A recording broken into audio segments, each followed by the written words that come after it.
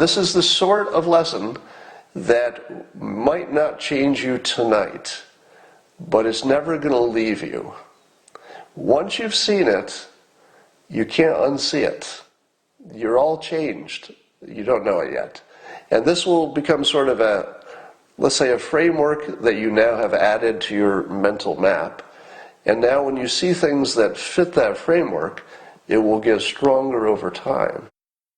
Once you accept that there's a subjective reality, you're starting to get ready to accept the user interface for that reality.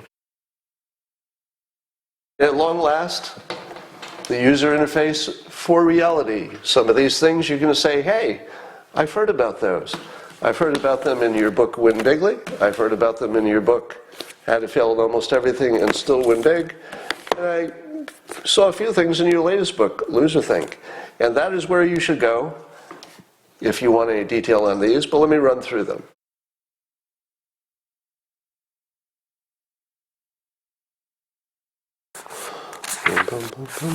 Oh, hey everybody. I'm glad you could make it. Today will be, for some of you, the most incredible day of your life. Not everyone. Some of you will just get a little bit smarter. Others of you will find a transformational experience happening tonight. Yes, tonight you're going to find out the user interface for reality itself, so that you can author your own reality. Don't believe it? Why are you here? Yeah, you're curious. You're wondering, can I do it? Well, you're going to find out.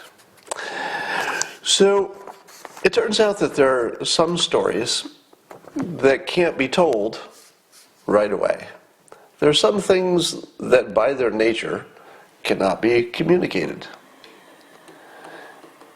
And there are a number of reasons why some stories can't be told. Maybe there's a secret involved. Maybe there's a violation of trust if you were to tell the story. Maybe somebody's being modest and they don't want to brag. Maybe there's a lack of credentials involved. Somebody knows something and they're right, but nobody can hear it because they lack credentials. There might be a question of loyalty. You've promised you wouldn't tell somebody. You don't want to hurt somebody. It might be complicated. Complicated. It might be complicated. And so it's just too hard to explain. And this is important to know because you're going to wonder, why didn't I tell you where the user interface for reality was before? It's kind of a heck of a thing to hold out, isn't it? And the reason is, I couldn't tell you before. There needed to be a certain perfect situation. And that perfect situation happened today. Today. After 22 years, my plan came together. Today. And I'll tell you about that. And that plan was that someday I wanted to be in a position to tell you the thing that I'll tell you today that I couldn't tell you until now. And you'll see why. Let me show you my path toward figuring out the user interface. It's important that you know how I got there so that you can have some trust that there's something to it. And here was my path. When I was a kid, I was influenced, as was my mother, by the book The Power of Positive Thinking by Norman Vincent Peale. So, most of you already know that President Trump was also influenced by Peale. In fact, weirdest coincidence in the world, or is it? Norman Vincent Peale was actually the Trump family pastor for the church they went to. But he was more famous for being the author of a book that suggested that you could somehow change your life, or maybe you were changing reality. It wasn't really clear if you could simply think positively. So this was my first introduction to the concept that maybe reality was not fixed and something that you were a victim of, but rather you could do something. There was some mechanism, some technique, some tools you could use to get some control over your environment and your life, as opposed to having it control you. And that was my first thought, that reality could be programmable in at least some simple sense. But of course, I embarked on a lifetime of exploration to find out if I could find out more about how to program reality. And that led me to learn meditation. I became a trained hypnotist. Of course, mushrooms let you see the world in a completely different reality. And all of these things, from studying all the different religions to doing affirmations, which is really just visualizing what you want and writing it down every day, and then learning persuasion, these all had the same cumulative effect of teaching me that reality was indeed far more subjective than you're led to believe. And when I say reality is subjective, I don't mean that there isn't some base reality that's real. What I mean is that we don't have access to it. In other words, just take religion. Two people with completely different religions can go into a store, they can shop, they can get married, have children. They don't really need to reconcile the fact that they live in different worlds. One thinks there's an afterlife, one thinks there's reincarnation, one thinks there's nothing, and yet we all survive and thrive and reproduce. There's nothing to suggest that our brains are the kind of brains that can understand reality. Instead, all of the evidence suggests that we can put filters, optionally and somewhat subjectively, on our reality, and the thing that we deal with is the filter. We're not dealing with the underlying reality, but our filter on it is the thing that's real to us. And you can change those filters, so that's the important part. And you can change them fairly easily. And if you find a filter that predicts better and makes you happier, well, that's the better filter, even if it isn't a better approximation of reality. What matters is you're happy. What matters is you're getting what you need out of life. So once you accept that there's a subjective reality, you're starting to get ready to accept the user interface for that reality. So during this time, I started to feel that I may have discovered the user interface for reality. And the reason that I thought that is that my life was working out so well that I couldn't explain it in any ordinary way. I tried to become a cartoonist with no experience in cartooning, and at about this time, 1997 is the time I'm going to be talking about, I had already won the top award in cartooning. I'd never, without any cartooning experience, I was the hottest cartoonist in the country. And at about the same time, I had written my first book, and it was a #1 New York Times runaway bestseller, with no experience at writing books. And there were a number of things that I was touching and doing, the licensing for Dilbert, etc. And it seemed as if I could manipulate reality. But here's the thing. Was I manipulating reality to get these ridiculous results? Or was I simply good at my job? How can I tell? How would I know if I were manipulating reality, because that's sort of what it felt like, but that didn't seem right? Or was I just good at my job and I didn't realize how good I was, so I performed better than I expected? Maybe. Could be. It's possible. But I wanted to test it. And so in 1997, I did a bold experiment. And the experiment was this. I very publicly and annoyingly made a prediction. And I chose an area in which I had no expertise, which is important. Because if my good success so far had been because I was just good at my job, then one way to test it, of course not perfectly scientifically, but at least to get an indication of what's happening in the world, I thought I would try something that was just impossible. I would make the most unlikely prediction and then wait as long as it took for it to become true. And if indeed I could hit the most unlikely prediction, then maybe other people would believe me, when I explained to them the user interface for reality. Because this was something I couldn't communicate, because why would you believe me? Why would you believe me that I actually knew where the user interface for reality was? Well, I had to do something that was so weird and so out of my experience zone that if I got that right, you would be forced to say, okay, that could have been luck too, but at least I'm going to listen to you. So I won't claim that I'm right.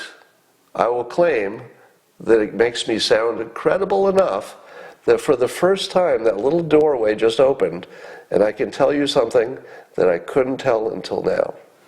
And here's what it was. I predicted that in my lifetime the theory of evolution would be debunked in scientific terms, not in religious terms, but in scientific terms. You can imagine how well that went over. Because again, I intentionally chose an area in which I don't have credentials. All the people who do have credentials rushed in to destroy my career and reputation as best they could, quite angrily, for what they thought was giving, let's say, comfort to the intelligent design people. And they didn't want them to have any energy. And although I was not promoting a God view or intelligent design, per se, they felt that if simply on this narrow point, that if evolution I was predicting was going to be debunked in my lifetime, well, obviously I'm a nut and I should not be listened to, and you shouldn't listen to anything else I ever say. That was 22 years ago, 23 years ago. Today, two things are true that weren't true back then. Number one, we're in the era of the Trump administration. And in the Trump administration, you've watched as my predictions about Trump, not just that he would win, which was interesting, oh, don't look at it yet, not just that he would win, but I predicted boldly and many times that he would change your understanding of reality. And that was also necessary for you to hear what I'm going to say next. If you had not experienced yourself the fact that there's this guy, Adam Schiff, who's created an artificial world and sold it to half of the public, in which the president was guilty of colluding with Russia, at the same time the other half of the country knows that isn't true, you see it with your own eyes. There are two movies, subjectively, that are running based on the same observations. Now, if you hadn't seen this with your own eyes, time after time after time, during the Trump administration, two completely different worlds being created in whole, and they both can survive. Even the Adam Schiff world, his worldview is surviving the fact that we have the transcripts and we know none of it's true. And it still doesn't change it. The people he convinced are still just as convinced. Now, in order for me to tell you the crazy stuff I'm going to tell you next, you had to live and experience reality breaking down that way. You had to see different worlds being formed right in front of your eyes. But here's the tough part. You have to be willing to take it up to the next level. The lower level of awareness says that you have the right answers, and those people who disagree with you, let's say on the other side of politics, they have the wrong answers. If that's where you are, you're not ready. And when I show you this, it's just going to make you angry, and you're just not ready. But if you can follow me this far, you're ready. And it goes like this. If you understand that neither of you have a grasp of reality, not you, and not the person who disagrees with you on politics, neither of you have a grasp of reality. Once you understand that you've simply chosen filters that may or may not work well, may or may not predict well, but it gets you through life. You can get through your life with your filter.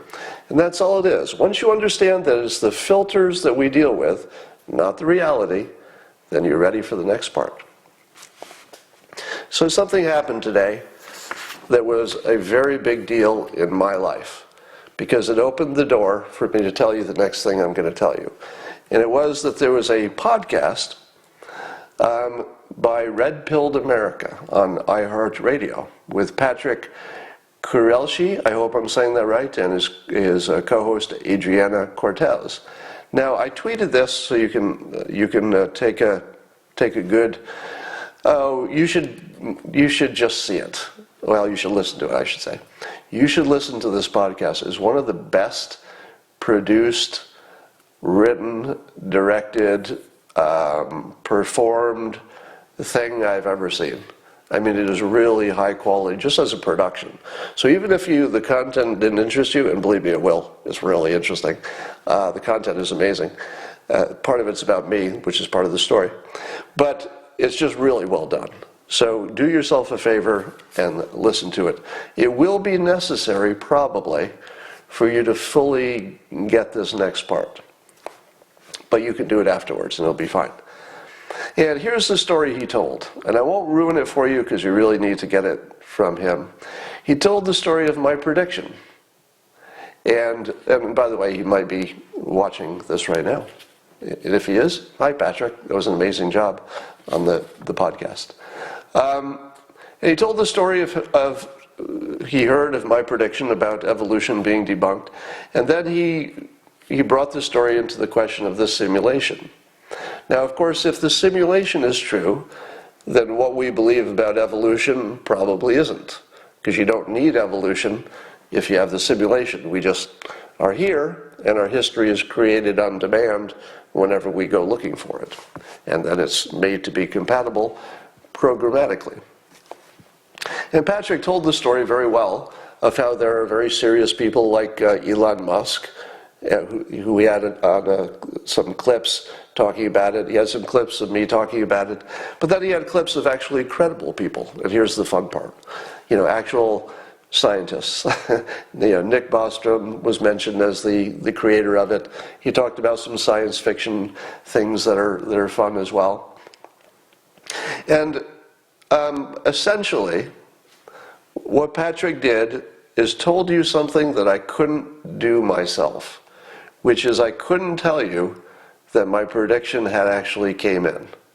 I've been trying to, but I feel like I had failed at it because I'm not credible about judging my own prediction. Obviously, I have a stake in it. But once you see it from a credible source, in other words, listening to the scientist talk, compatible with what I've been saying, and also directly saying, if the simulation is true, evolution isn't. So 22 years later, I'm not saying that evolution is not true. I'm saying that there is now a competing theory that serious scientists buy into. And although you can't tell which one is the true one, if either one is, maybe neither, maybe they're just filters, but what you can tell is the odds. And the odds are maybe 1 billion to 1 for the simulation. Doesn't mean evolution can't be true. It's just that the odds are 1 billion to 1 against it, because the other theory is better. Now, having told you that, and again, hearing it from me should not be compelling, and that's probably what you're feeling. You're thinking, I don't know, I'm not buying that the simulation means evolution. I'm not buying that. That's why you have to hear the podcast. So hear the podcast, and then you will. All right, so having nailed my 22-year gamble that I could make a prediction so unlikely that the best explanation is that somehow I'm authoring the reality. Now, just as a filter, again, that doesn't mean that I can actually change reality. It means that if I put that filter on it, I get good results. And if you just think you're happy but you're not, are you happy? Yes, you are. If you think you're happy, you're happy.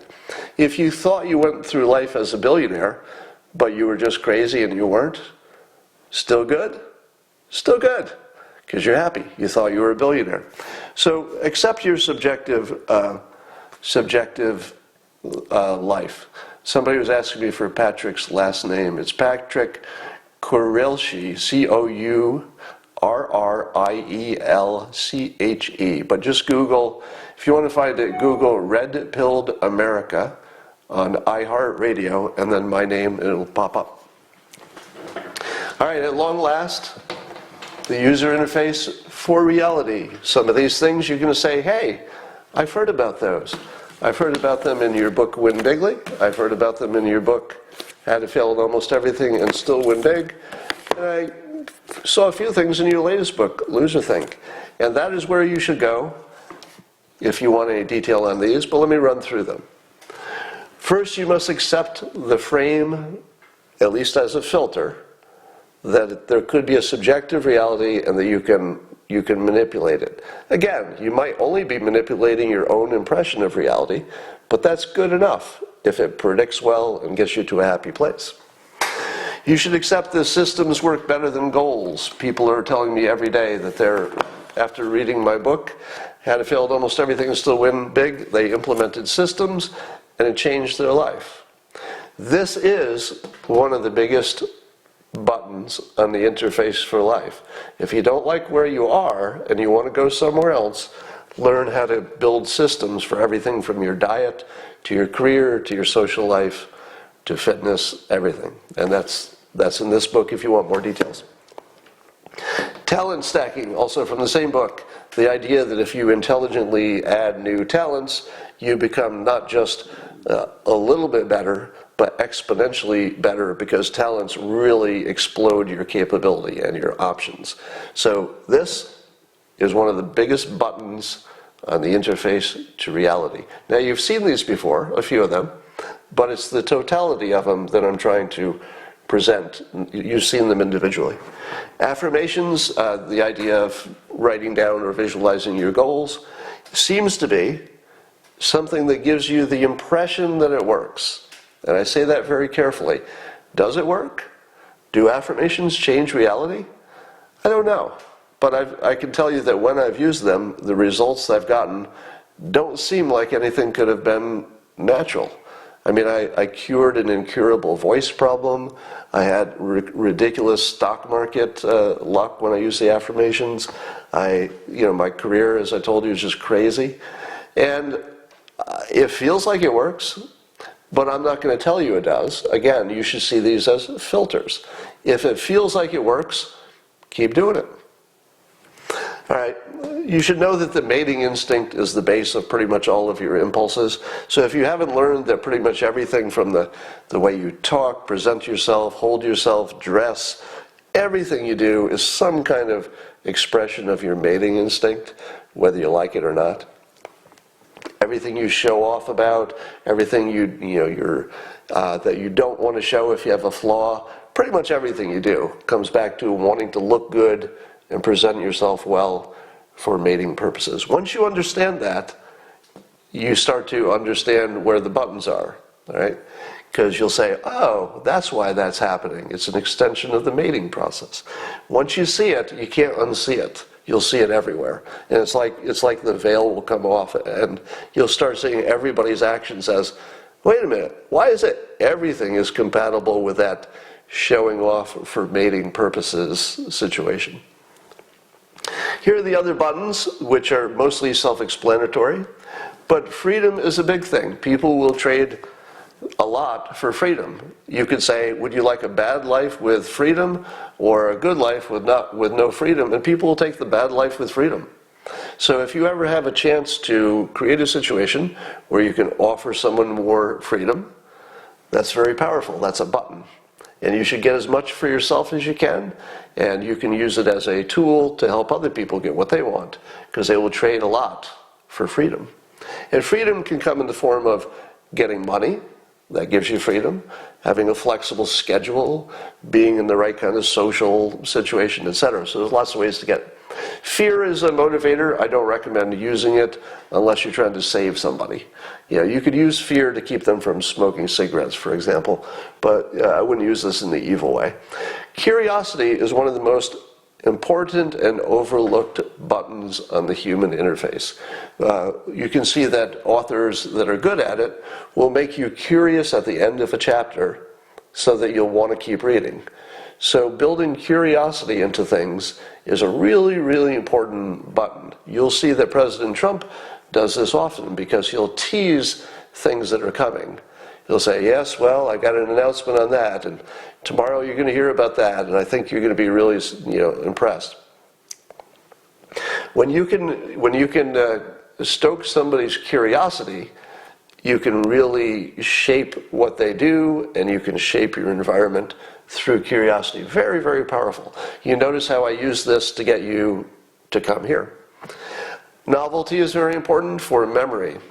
So you want to make sure that you always inject novelty. It's what triggers memory, because your brain will get bored of the sameness, so you need to trigger memory and attention with novelty.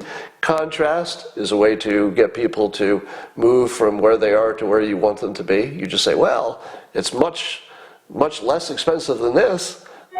So contrast is one of the most important buttons. Use contrast often. Hey, you don't want to be this bad. You could be over here. Repetition and simplicity. Our brains are just simple machines. The more you repeat, the more the wiring gets solidified. And if you keep things simple, the brain can process it and deal with it. If it's complicated, your brain has a tendency to just flush it out. Can't deal with it, flush it out. So simplicity is important. The fake because is a form of pseudo-logic. Sometimes you need to get people moving with a fake reason that doesn't even actually pass logical standards, but people don't need logical reasons. Just look at politics. People have incredibly different opinions, and many of them are smart. So if you've got smart people on opposite sides of basically every issue, you can see that they don't need real reasons. We're not a species that operates on real reasons. We'll take a fake reason, we'll take one we made up, we'll take a guess, we'll follow our friends. Once you understand that people don't need real reasons, it frees you. Because if you're locked in a little world at a lower level of awareness where you say, well, I'm not going to convince somebody unless I have a real reason. Sorry, that's not the reality any of us live in. Real reasons are good. I mean, if you have them, use them. But we don't need them. Once you know you don't need them, and that reality can be authored, you're in better shape. Pacing and leading, I've talked about. That's just matching somebody until they feel comfortable with you, and then you can lead them. People can be very influenced by aspirations. This is another way to refer to the high ground maneuver. The high ground maneuver is essentially you challenge somebody to be a better version of themselves. It's sort of the Jesus method, right? It's not telling you you must do something or you'll die. That's fear. Aspiration is, don't you want to be the better version of yourself? Don't you want to be the person who sees the big picture? Very, very important button. Association. You know that any quality of one thing rubs off on the other. If you want somebody to like something, pair it with something else they like already.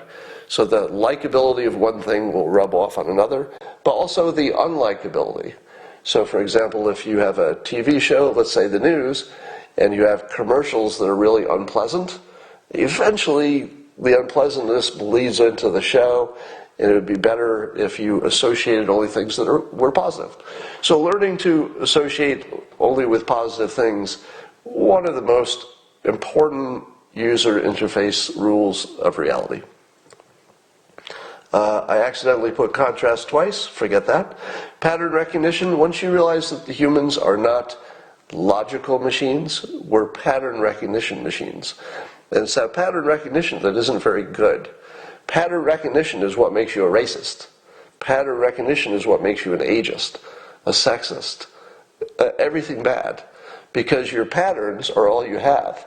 You're not really a logical person who reasons everything out. Your brain isn't big enough. You wouldn't have enough time. So instead, you default to these little biases, which are determined by patterns. Now the problem is, many of those patterns are fake. Let's say you had met 3 Elbonians in your life, and every one of them slapped you in the face with a glove. The next time you met an Elbonian, you'd be like, oh, no thank you. I don't want to get slapped in the face with a glove. Those last 3 Elbonians were pretty rough on me. But it's only 3 Elbonians. The odds that your pattern is predictive, probably low. So we fall victim to patterns, but you can also use patterns to convince people of things. If you are consistent, people will say, oh, this person's always honest. So patterns are a tool, but they're also our biggest defect, and you have to understand it that way. And then, of course, understanding the brain as a visualization machine is very, very important, because visualization is the biggest, most powerful part of your brain. It's the part that influences you most. And so, one more look at the full board there. And so the idea is that these buttons are the important ones. Visualization, if there's one there that just stands out as being the one that you should sort of focus on the most, visualization would be a good one. Now, these are the buttons for the user interface. I can tell you that almost every day I get a message from somebody who read this book, which was the beginning of this. I had to hide what this was in a practical book, because the world wasn't ready to believe that facts don't matter. And the world wasn't ready to believe that you could author your own reality. So I played it a little safe in this one, because the world wasn't ready. But if you want to learn about most of these things, they're in there. And then in Win Bigly, because President Trump had ripped apart the nature of the universe, it allowed me to say, now you see it, right? Facts don't matter. Now you see it, that they're just separate worlds and bubbles, and we can live in our bubble and we'll never know the difference. And then, of course, Loserthink tried to just, teach you to think better, because that's always going to be useful. You'll be more effective and you'll have a better handle on the user interface of reality if you can think and argue better. So, this is my lesson. I'm going to keep it on one topic. I hope this was useful. Maybe you could tell me in the comments if you got something out of this. This is the sort of lesson that might not change you tonight, but it's never going to leave you. Once you've seen it, you can't unsee it. You're all changed. You don't know it yet. And this will become sort of let's say a framework that you now have added to your mental map. And now when you see things that fit that framework, it will get stronger over time. And so you'll see that this view of the world will take root, and then every time you compare it to the old way you saw, you're going to say to yourself, wow, is that a coincidence? Because this new way of looking at the world just feels like it predicts better, but I'll keep an eye on it. So this will get stronger and stronger over time, and maybe never stop getting stronger. Well, we're getting good comments, so I think that maybe we did our job here. And feel free to refer back to this often, and I think you've got everything you need now to author your own life. You're no longer a victim of reality. You are no longer the subject of reality. You're now an author. Some of you were already authors, and now you're better authors. And those of you who didn't know you could be an author of your reality, well, you just found out. And I will leave you on that, and you can have a terrific night tonight, and the rest of your life, it's looking good.